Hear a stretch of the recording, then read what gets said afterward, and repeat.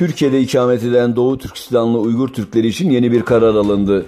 1 Ocak 2017 tarihinden önce Türkiye'ye giriş yapan tüm Uygur Türklerine süresiz ikametin verileceği açıklandı. Son zamanlarda Türkiye ile Çin'in sıkı ticari ilişkilerine rağmen Türkiye Cumhuriyeti'nin Uygurlara yönelik bu kararı Uygur aktivistler tarafından memnuniyetle karşılandı. Konuyla ilgili açıklamalarda bulunan Etik Başkanı Karakaş, Uygur Türklerine kapılarını açan Türkiye Cumhuriyeti Devleti'ne şükranlarını sunarak Türkiye'nin Çin ile sıkı ticari ilişkilerine rağmen Doğu Türkistan'daki Uygur Türklerinin zor durumunu göz ardı etmediğini, Türkiye'nin her zaman Uygurların yanında olduğunu kaydetti. Doğu Türkistan'da Çin işgal yönetimi milyonlarca Uygur Türk'ünü çocuk yaşlı demeden eğitim merkezi adı verdikleri hapishaneye kapatırken kızlarını ise Çinlilerle evlenmeye zorluyor.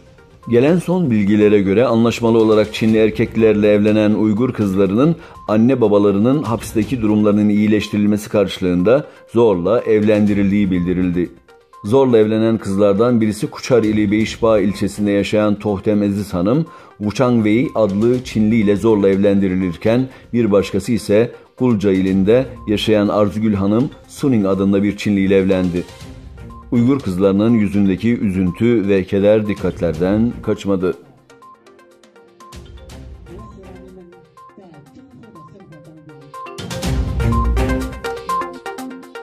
Güney Kore Devlet Başkanı Moon Jae-in ve Kuzey Kore lideri Kim Jong-un, iki ülke sınırında yer alan Panmunjom Ateşkes Köyü'nde bir araya geldi. Moon ve Kim'in Panmunjom'daki sürpriz görüşmesi 2 saat sürdü.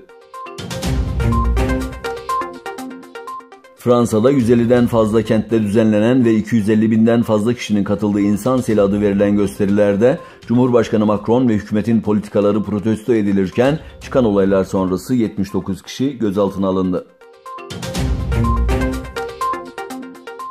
Körfez ülkelerinden Umman'ın güneyindeki Zufar kenti sahillerinde Cuma'dan beri etkili olan Mekunu kasırgası nedeniyle biri 12 yaşında bir kız çocuğu olmak üzere 2 kişi hayatını kaybetti. Real Madrid, UEFA Şampiyonlar Ligi final karşılaşmasında Liverpool'u 3-1 mağlup ederek üst üste 3. kez UEFA Şampiyonlar Ligi şampiyonu oldu.